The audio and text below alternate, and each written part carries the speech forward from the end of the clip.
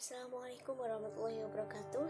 Hai, perkenalkan nama saya Lina Murseha, NIM 2061942.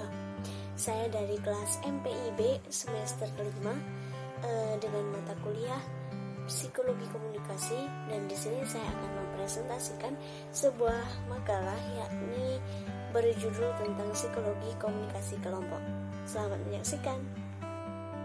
Komunikasi kelompok ini terdiri dari dua kata, yakni komunikasi dan juga kelompok. Di mana komunikasi kelompok ini merupakan sebuah komunikasi yang berlangsung antara seorang komunikator dengan sekelompok orang yang mana jumlahnya lebih dari 2 orang.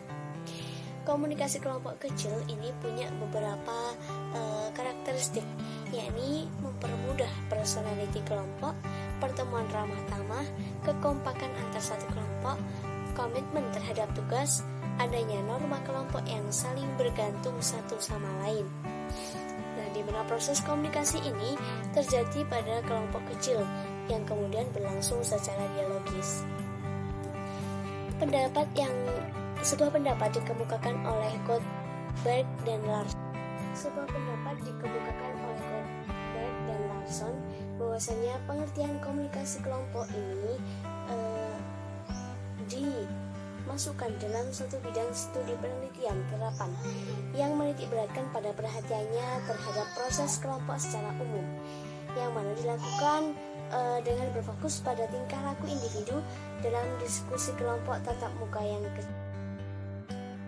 karakteristik komunikasi kelompok diantaranya adalah yang pertama, komunikasi ini terjadi dalam kelompok itu bersifat homogeni atau sejenis, sejalur. Itu yang kedua, di mana di dalam diskusi kelompok itu terjadi kesempatan melakukan tindakan pada saat itu juga. Yang ketiga, adanya umpan balik atau feedback di dalam sebuah komunikasi tersebut yang terjadi secara langsung. Yang keempat, pesan yang diterima komunikan ini dapat bersifat rasional atau terjadi pada komunikasi kelompok kecil, dan juga bersifat emosional yang terjadi pada komunikasi kelompok besar. Dan yang terakhir, komunikator ini masih dapat mengetahui dan mengenal komunikan meskipun hubungan yang terjadi tidak erat seperti pada komunikasi interpersonal. Yang terakhir lagi, yakni komunikasi kelompok nantinya akan menimbulkan konsekuensi bersama, di mana konsekuensi bersama itu nantinya berguna untuk mencapai tujuan yang diinginkan dalam komunikasi tersebut. Klasifikasi kelompok. Nah, ini ada beberapa klasifikasi kelompok yang dilahirkan oleh para ilmuwan sosiologi. Di antaranya yakni yang pertama, kelompok primer dan kelompok sekunder. Kelompok primer ini merupakan suatu kelompok yang anggotanya ini berhubungan akrab, personal, dan menyentuh hati dalam asosiasi dan kerjasama. Dan untuk kelompok sekunder itu merupakan sebuah kelompok yang anggota-anggotanya ini berhubungan tidak akrab, tidak personal, dan tidak menyentuh hati kita. Jalaluddin Rahmat ini membedakan kelompok berdasarkan karakteristik komunikasinya sebagai berikut. Pertama, kualitas komunikasi pada kelompok primer ini bersifat dalam dan meluas. Dalam artinya menembus kepribadian kita yang paling tersembunyi, menyingkap unsur-unsur backstage atau perilaku yang kita tampakkan dalam suasana privat saja. Kemudian meluas artinya sedikit sekali kendala yang menentukan rentangan dan cara berkomunikasi. Pada kelompok sekunder, komunikasi bersifat dangkal dan terbatas. Yang kedua, komunikasi pada kelompok primer itu bersifat personal, sedangkan di kelompok sekunder itu bersifat non-personal. Yang ketiga, komunikasi kelompok primer itu lebih menekankan pada aspek hubungan daripada aspek isi, sedangkan di kelompok sekunder itu sebaliknya. Yang keempat, komunikasi kelompok primer ini cenderung ekspresif, sedangkan di kelompok sekunder ini bersifat instrumental. Dan yang terakhir, komunikasi kelompok primer ini cenderung informal, sedangkan di sekunder itu formal. Seperti itu. Klasifikasi yang kedua, in-group dan out-group. Di mana kelompok in-group dan out-group ini merupakan sebuah proses kelompok yang selalu dibahas di dalam menjelaskan dinamika kelompok. In-group ini selalu diidentikan dengan kata kita, dan out-group ini diidentikan dengan kata mereka. Nah, siapa saja yang masuk wilayah kita itu? In-group sendiri ini merupakan bagaimana anggota kelompok saling merasa terikat satu sama lain, merasa memiliki kelompok, dan bangsa akan identitas kelompoknya.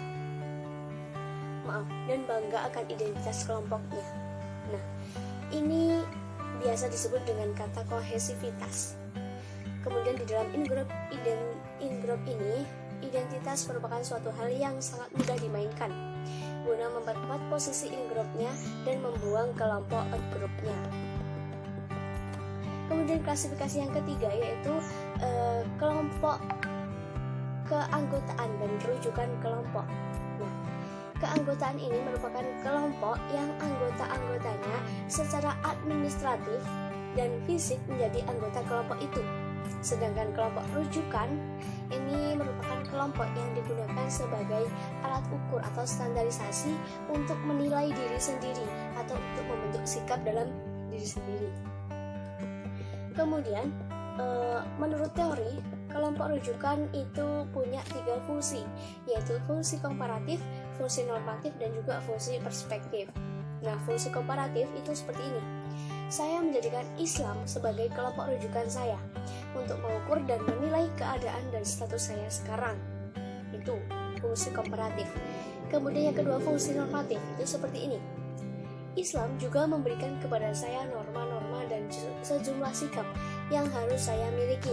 Kerangka rujukan untuk membimbing perilaku saya sekaligus menunjukkan apa yang harus saya capai. Kemudian fungsi perspektif. Selain itu, Islam juga memberikan kepada saya cara memandang dunia ini, cara mendefinisikan situasi, mengorganisasikan pengalaman, dan memberikan makna pada berbagai objek, peristiwa, dan orang yang saya temui. Nah, klasifikasi yang keempat yakni kelompok deskriptif dan kelompok preskriptif. Nah, kategori deskriptif ini menunjukkan klasifikasi kelompok dengan melihat proses pembentukannya secara alamiah. Nah, berdasarkan tujuan, ukuran, dan pola komunikasi, kelompok deskriptif ini dibedakan menjadi 3. Ada kelompok tugas yang bertujuan untuk memecahkan masalah seperti transplantasi jantung atau merancang kampanye politik. Yang kedua, kelompok pertemuan, di mana kelompok pertemuan ini adalah kelompok orang yang menjadikan diri mereka sebagai acara pokok. Nah, dengan diskusi, setiap anggota berusaha belajar lebih banyak tentang dirinya sendiri, seperti kelompok terapi di rumah sakit jiwa. Kemudian yang ketiga ada kelompok penyadar, di mana tugas utama dari kelompok penyadar ini yakni menciptakan sebuah identitas sosial politik yang baru, seperti kelompok revolusioner radikal. Nah, kemudian sedangkan kelompok preskriptif sendiri itu mengacu pada langkah-langkah yang harus ditempuh anggota kelompok dalam mencapai tujuan suatu kelompok. Sragan dan Wright itu mengkategorikan 6 format kelompok preskriptif, yakni diskusi meja bundar, simposium, diskusi panel, forum, kolokium, dan prosedur parlementer. Nah, perubahan perilaku individu ini terjadi karena apa yang lazim disebut dalam psikologi sosial sebagai pengaruh sosial, di mana ada 3 macam pengaruh kelompok, yaitu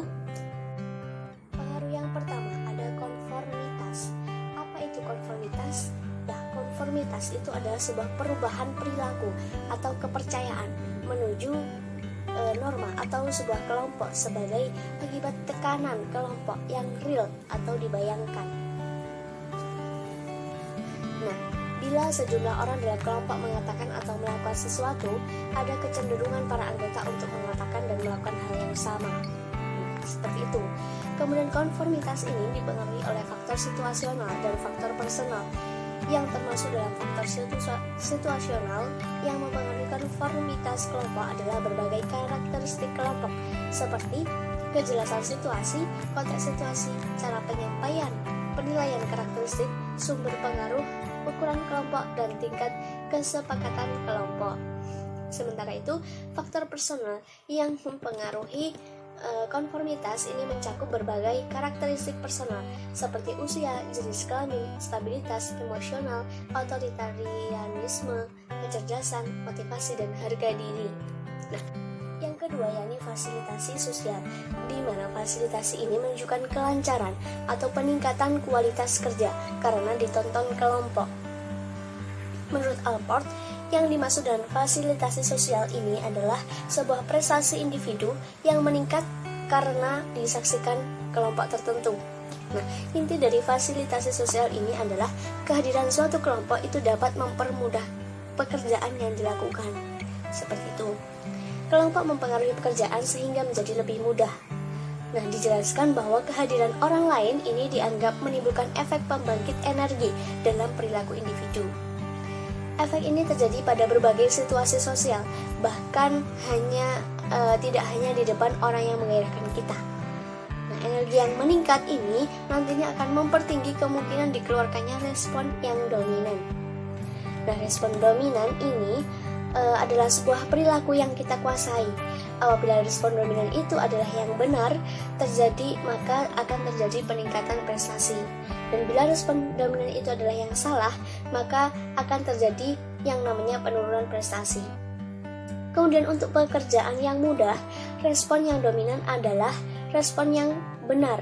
Karena itu peneliti-peneliti melihat kelompok mempertinggi kualitas kerja individunya. Kemudian pengaruh yang ketiga adalah polarisasi. Nah, polarisasi ini adalah sebuah kecenderungan ke arah posisi yang ekstrim, di mana bila sebelum diskusi kelompok, para anggota ini mempunyai sikap agak mendukung tindakan tertentu. Nah, setelah diskusi, mereka akan lebih kuat lagi dalam mendukung tindakan itu. Sebaliknya, apabila sebelum diskusi para anggota kelompok agak menentang tindakan itu, maka setelah diskusi mereka juga akan menentang lebih keras lagi.